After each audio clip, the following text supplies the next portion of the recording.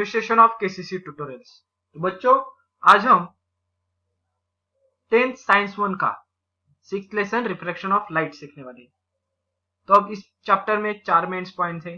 Refraction of light क्या होती है, then refractive index, laws of refraction क्या होते हैं और dispersion of light. So let's start. What is mean by reflection of light और लॉज उसके, ये आपको 8th 9th स्टैंडर्ड में हुए। Okay, then we have seen that generally light travels in straight line. हमें मालूम है जनरली लाइट क्या होती है, एक स्ट्रेट लाइन में ट्रेवल होती है। Because of this if an opaque object lies in the path a shadow of object is formed. Opaque यानी कि जिससे लाइट ट्रांसफर नहीं होती, आगे नहीं पेनेट्रेशन होती, तो इस ऑब्जेक्ट अगर उसके पाथ में आ गए तो शैडो फॉर्म होती है। We have also seen in previous classes how this shadow change due to the change in relative position।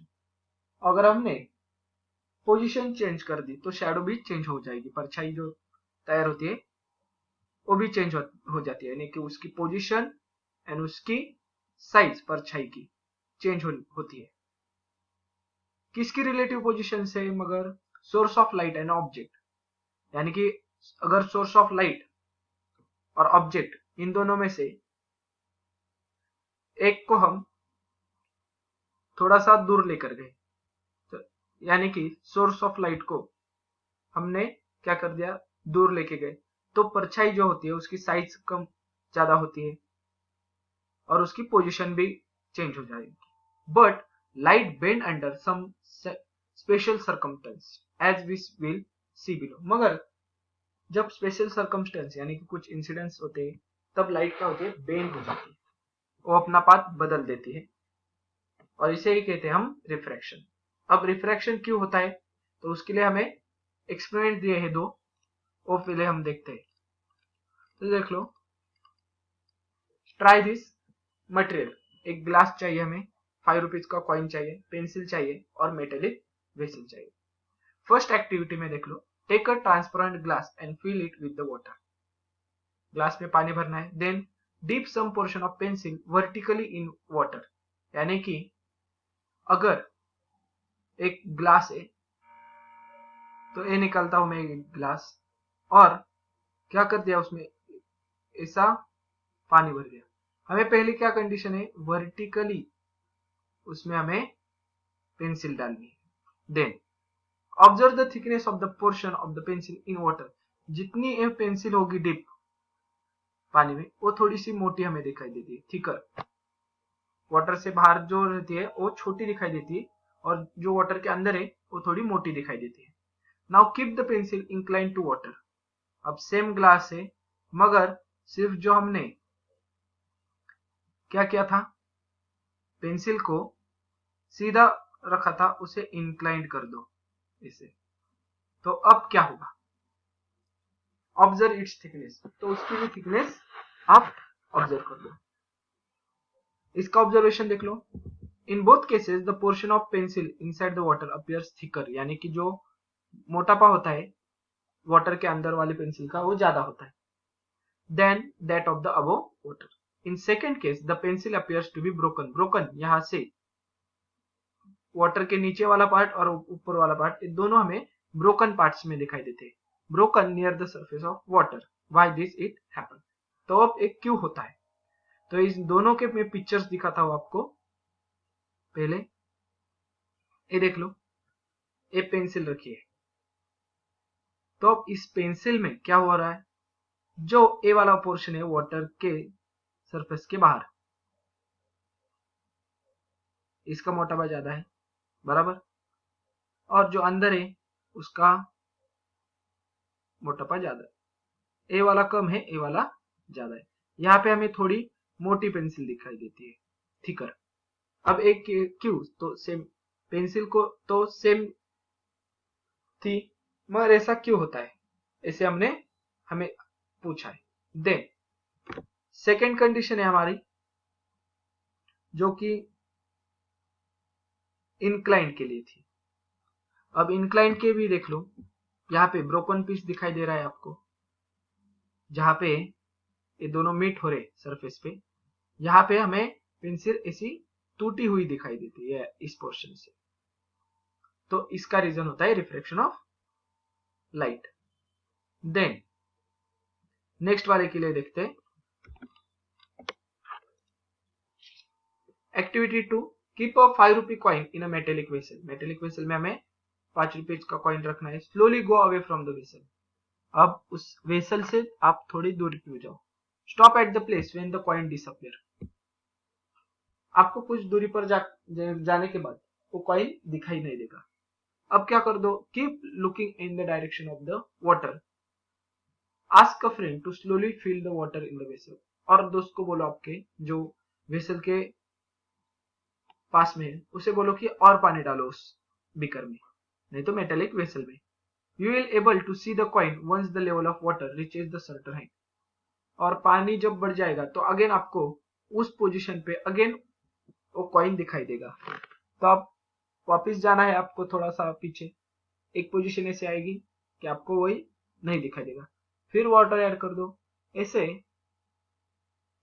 चलता रहेगा। Why does it happen? तो ऐसा क्यों होता है उसका भी पिक्चर दिखाई देता हूं मैं आपको। ये देख लो, ऐसे वाटर बढ़ गया तो ये इसकी जो कॉइन अपीयर हियर, ये पोजीशन भी ऊपर ऊपर आती जाती है। अब इसका रीजन हमें दिया है। In both activities, it is observed effects are created due to the change in the direction of light while coming out of the water. इसका रीजन क्या है? Change in the direction of light, light की direction change होना। क्यों? क्योंकि light वो coming out of water, water में से बाहर आ रही है। यानी कि देख लो, वाटर लाइट का मीडियम जब तक वाटर था तो वाटर ही रहने वाला, वाटर से बाहर आएगा तब उसका मीडियम हो जाएगा एयर, तो मीडियम चेंज होता है। Light changes its direction when going from one transparent medium to another transparent medium. This is called as refraction of light. Light अपनी डायरेक्शन जो होती है ट्रेवल करने की वो चेंज करती है। कब? तो जब एक ट्रांसपेरेंट मीडियम से दूसरी ट्रांसपेरेंट मीडियम में एंट्री हो जाती है उसकी, और इस फिनोमेना को हम बोलते हैं रिफ्रैक्शन ऑफ लाइट। और एक एक्सपेरिमेंट दिया है हमें। Keep a glass slab on a blank paper and draw its outline PQRS. अब इसकी डायग्राम आपको अगले पेज पे दी है। Then draw an inclined straight line on the side PQ so that it intersect PQ at point A. तो PQRS उसका एक rectangular slab होना चाहिए, कांच का टुकड़ा, और उस पर एक पैरेलल लाइन आ जाएगी PQ, और वहां पे उस PQ पे हमें पॉइंट लेना है N. Pierce two pin vertically at point A and B along the line. और उसी लाइन पे हमें A और B पॉइंट लेने। अब इसका मैं क्या करूंगा, तो बुक में से पढ़ता हूं और आपको डायग्राम पे बता देता हूं। तो जैसा कि हमें एक आउटलाइन लेनी थी, तो PQRS ये क्या है, ग्लास स्लैब। अब साइड P पे हमने दो पिंस यहां पर अटैच किए A और B, और उसकी एक लाइन निकाल दी है AB। अब उसके आगे वाला portion, look at the pins A and B from the opposite side of the slab and pierce point C and D. तो अब इस साइड के अपोजिट वाली साइड यहां पे आएगी, तो इस साइड से हमें क्या करना है, इन पिंस को देखना है जो कि एक लाइन में दिखनी चाहिए, और जिस पोजीशन से आपको ये दोनों पिंस एक पोजीशन पे एक ही लाइन में दिखाई दे रही है, वहां पे आपको दो पिंस अगेन पियर्स करनी है और उसे नाम देना है C और D vertically so that the image of AB are in the line with CD. यानी कि CD और AB आपको एक ही लाइन में दिखनी चाहिए, उस पोजीशन पे आपको CD मार्क करनी है। Then fourth, now remove the chip and pins. Draw the straight line going through the point C and D so that it intersect SR at point M. तो अब चिप यानी कि यहाँ पे जो ग्लास स्लैब था वो निकाल के रख दो। देन CD से हमें एक स्ट्रेट लाइन ड्रॉ करनी है जो कि SR को इंटरसेक्ट होगी, और जब SR को इंटरसेक्ट होगी उस पॉइंट को आपको नाम देना है M। तो अब यहाँ पे हमारे पास 6 पॉइंट हो गए A, B, N, M, C, D. Join the points M and N. और उसके बाद जो N पॉइंट है इसे ज्वाइन कर दो M के साथ. Observe the incident ray AN and emergent रे MD. इंसिडेंट यानी कि आने वाला जो रे है AB और इमर्जेंट यानी कि इससे बाहर निकला हुआ MD वो ऑब्जर्व करना है हमें. तो अब जो मैंने निकाला है वो इरेज कर देता हूं, जैसे कि आपकी फिगर बुक में होगी वो दिखाई दे रही है. तो ये दोनों लाइंस AN और MD और MN ये पूरा पोर्शन हमने एक कार्डबोर्ड नहीं तो पेपर पे, ब्लैंक पेपर पे निकाल दिया है. अब आगे, the first refraction occur when light रे enters the glass from the air at point N on the side PQ. First refraction कहां पे स्टार्ट होता है देख लो. ये जो साइड है PQ उस पे जो पॉइंट है N, तो इस N पॉइंट पे फर्स्ट रिफ्रैक्शन होता है. क्योंकि इस वक्त क्या हुआ था, ये लाइट रे यहां से यहां तक लाइट के लिए मीडियम था एयर, मगर जब N पॉइंट पे आता है तो लाइट का मीडियम हो गया ग्लास. ग्लास में से गुजरने वाली है वो light. Then the second refraction occur when the light enters the air through glass. अब यहां से M से M तक ग्लास ही था, मगर M से जो बाहर निकलेगी तब क्या होता था, light enters air. Again light air में आ गई और उसका मीडियम हो गया air through the glass slab at point M, इस M पॉइंट पे on the side SR. For the first refraction the angle of incident, जो एंगल ऑफ इंसिडेंस था उसे हम लेंगे I, जो कि A वाला है. Then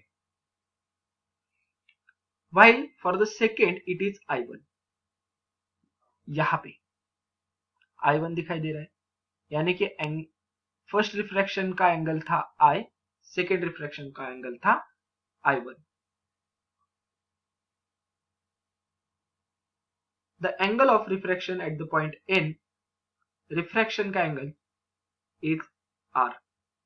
A incident, I for incident, refraction का एंगल क्या हो गया I यहां पे. Then now note that I1 is equal to R. I1 और जो R एंगल है वो दोनों सेम होंगे. देख लो A वाले और O वाले. क्यों? क्योंकि AB नॉर्मल है, AB नॉर्मल है, तो दो पैरेलल लाइंस, तो दोनों पैरेलल लाइंस होंगी और दोनों पैरेलल लाइंस के बीच अगर कोई ट्रांसवर्सल होगी तो ये दोनों जो होते हैं वो अल्टरनेट एंगल होते हैं. इसकी वजह से क्या होते हैं, कॉन्ग्रुएंट इक्वल एंगल्स होते हैं. Then in the second refraction the angle of refraction E is equal to I, जो इमर्जेंट का एंगल है और इंसिडेंट का एंगल है वो दोनों भी सेम होंगे, यानी कि A वाला पोर्शन I और A वाला पोर्शन E, ये दोनों भी क्या है, सेम ही होंगे. On both the parallel side P, Q and RS of the glass slab.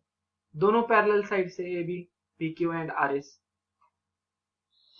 इनके ऊपर जो है the change in the direction of light रे is equal but in the opposite direction. और जो पाथ चेंज हुआ है लाइट का वो इक्वल ही है मगर अपोजिट डायरेक्शन में है. अपोजिट डायरेक्शन में देख लो, यानी कि जब ए रे ऐसे AB से आगे गुजरना चाहिए था मगर वो कहा गया अंदर की तरफ, और यानी कि जितना R एंगल था, अब ए रे ऐसे आगे जाने वाला चाहिए था मगर वो बाहर की तरफ चला गया इतने बीच वाले पोर्शन के एंगल से. तो ये दोनों क्या है, अपोजिट है. देख लो, ये अंदर आ गया, ये बाहर आ गया, मगर इक्वल मेजरमेंट के ही है. सो thus the light ray MD emerging from the glass slab is parallel to the incident ray MN. so जो MD होगा वो पैरेलल होगा AN को on the side PQ of the slab, but the emergent ray is somewhat displaced with respect to incident ray. मगर somewhat displaced यानी कि क्या, तो इसकी स्ट्रेट लाइन देख लो, ए आ गई, इससे ए इतने दूरी से डिस्प्लेस यानी कि इसमें अंतर होगा, दोनों लाइंस पैरेलल होगी मगर कुछ तो डिफरेंस होगा उनमें डिस्टेंस का, तो ये डिस्प्लेस है। एक्चुअल पोजीशन क्या होनी चाहिए थी, ट्रेवल इन स्ट्रेट लाइन, तो ऐसे गुजरने वाला चाहिए था, मगर लाइट रे कैसे कहां पे आ गया इस इमर्जेंट में, यहाँ पे। सो ये दोनों लाइंस पैरेलल है मगर डिस्प्लेस यानी कि इनके दोनों के बीच थोड़ा अंतर है। Then use your brain power. Will light travels through a glass slab with the same velocity as it travels in air? तो एयर में और कौन से भी मीडियम में वो सेम वेलोसिटी से ट्रेवल करती है क्या, तो इसका आंसर है नहीं, no. Will the velocity of light be same in all medium? All media में भी लाइट की वेलोसिटी जो होती है वो सेम नहीं होती, तो इसका भी आंसर आ गया नो। देन हमारा second point, laws of refraction. Reflection की जैसे लॉ थे वैसे ही लॉज रिफ्रैक्शन के भी हैं, तो देख लो रिफ्लेक्शन के लॉज देखते हैं हम। Let us study the ray entering a glass slab from air as shown in the figure 6.2. Here an is the incident ray and nb is the refracted ray, यानी कि an देख लो, ये आने वाला रे और ये क्या है, इसे स्ट्रेट जाने वाला चाहिए था, ये जो है ना an, उसकी पोजीशन क्या होगी, स्ट्रेट, ऐसे आगे कहीं तो, मगर एक छोटे से डिस्टेंस से क्या होगा, चेंज हो गई उसकी पोजीशन, तो आरबी इसके आगे वाला portion, an is the incident, nb is the refracted. So इसके ऊपर से हमें फॉर लॉज मिलते हैं रिफ्रैक्शन के, वो क्या है देख लो, incident ray, refracted ray at the point N are on the opposite side of the normal to the surface of the slab at the point of the CD। तो पहले इतना ही इसमें याद रखना है, incident ray and refracted ray are on the opposite side of normal, सिर्फ इतना ही ध्यान में रखो, जितना मैं अंडरलाइन कर रहा हूं आप भी कर दो, incident ray and refracted ray are on the opposite side of normal, ये हो गया हमारा first law. Then the three, अब तीन क्या है, तीन जन जो है वो incident ray, refracted ray and the normal are in a same plane, क्या है, incident ray, refracted ray and the normal are in the same plane. इन सारे वर्ड्स को आप हाईलाइट करके ले लो। अब सेकेंड लॉ की तरफ जाते हैं। For a given pair of media, pair of media यानी कि यहाँ पे देख लो एयर एंड ग्लास, ये दो मीडिया है, तो ऐसे कौन से भी होते हैं, एयर एंड केरोसिन हो सकता है, वाटर टू केरोसिन हो सकता है, कुछ भी।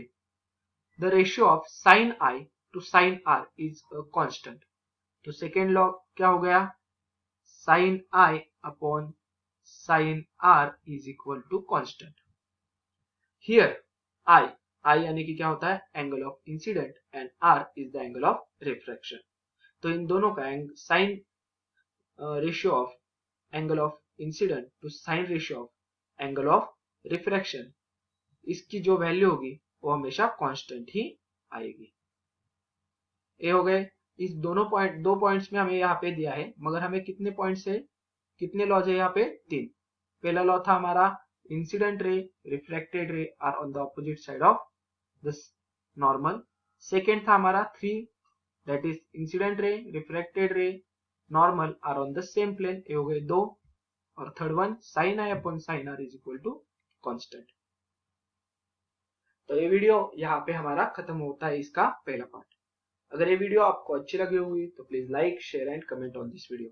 अगर आपने अब तक हमारे चैनल को सब्सक्राइब नहीं किया होगा तो प्लीज सब्सक्राइब आवर चैनल।